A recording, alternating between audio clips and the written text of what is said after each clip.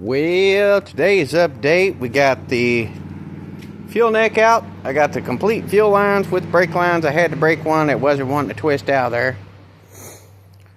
We got the muffler on out. She is twisted, baby, she's twisted up. Right there is the fuel line, straps, everything, inner fenders. We even got the shield off of that. Gas tank, of course, everything's just kind of rotted in. I figured we could have got them brake lines off, but nope. We was able to get the gas tank out. Completely got the fuel lines. Got all the lines, lift emergency brake on it. Just twisted it all up. You can see I did some nice work to it there. Both sides. Wheel bearings, brakes. Blah, blah, blah. Yeah, whatever. Got the inner fenders out. It's pretty stripped. You already seen the inside. We got it all chained up. Gonna let it back down here. That's all the fuel lines, gas neck. Got the evap box. I'm gonna bust this motor apart. And I gotta check for that flywheel, and then we're going to obviously pull the motor and transmission apart, get the motor good, get it off of this cradle. Probably take that cradle, stick it back in, put the struts back on it, put the tires back on it. Probably going to have to take and just take the axle apart right here. That way the wheel bearing will stay in if you don't take and leave that front part of that axle in. The wheel bearing will try to pull out when you try to turn the tires and pull it around. Learned that a couple of times the hard way. Some of them got a snap ring in them. I don't think this one does. So it's just what it's going to be. Just basically start yanking that motor off there. Get that core support, that cradle, to where I can stick it back in now. Be the next update. She stripped all the way. Ain't nothing left. I don't know, you can't even see that. I got the doors shut up on it.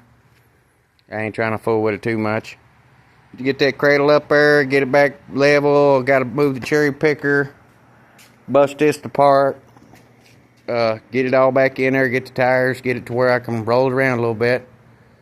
We still got to do the door panels with the wiring harness, but we got to get that cut out. But I'm going to try to leave it here until I can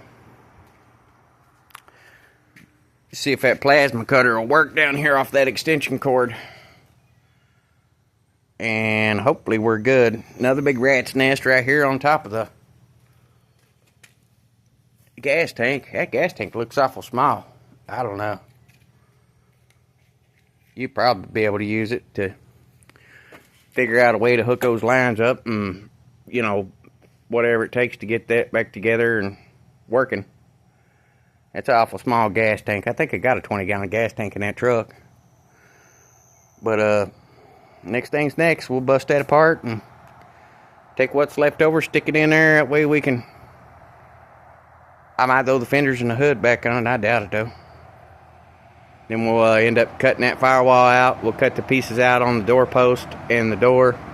Pull the wiring harness out. Get these door panels off. Get the window regulators, door switches, all that. And then it will be completely gutted. We'll have to pull the doors off of it too, just to get that last little bit. I mean, I can pull it out of there and not do all that, but I want those pieces just in case. You know, I might have to take and put it up there and buzz it on there. It's easier to do that than it is to repin it sometimes. And sometimes those window regulators are different. But at least we could take and cut the wire. And, you know, we got a factory plug in case the regulator goes out or something on the truck. We can just cut the wires again and plug a new regulator up and do it like that. That's enough for me today, probably. I might do a little bit more to it. I don't know. I gotta get the cherry picker down, get a block of wood back in here, come back out here, lift it back up, get it blocked up, or leave it the way it is and get over here and start taking this motor and transmission apart and get that cradle with the brakes and the axles and all that jazz. Probably just have to cut the boot on the axle, slide it apart, and just, it'll be greasy, it'll be messy.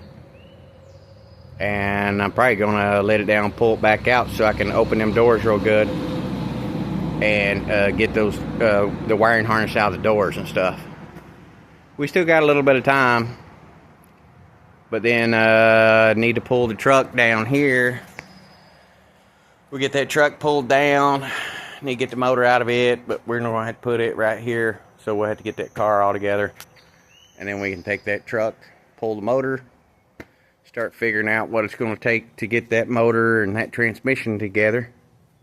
That'd be the first thing I do, make sure it fits everything. It's got to fit the torque converter on that transmission, and it's got to fit the flywheel on the motor.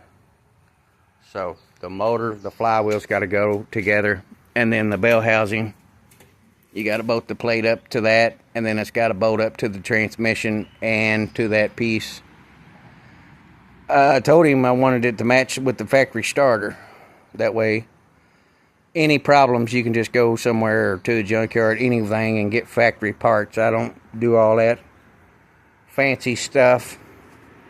But that's a day, and that's a little bit of progress. We've getting everything we can think off of that car. Like I say, we're going to have to get it put back together a little bit, get it down, get it drug back, get it drug up here in the center so we can get on it and work it. And then kind of sort our parts out and do whatever else we got to do to it. Hope everybody has a good weekend. I think today's Thursday, so tomorrow we might grab a hold of that motor and everything. I got to get a shower and cook something to eat.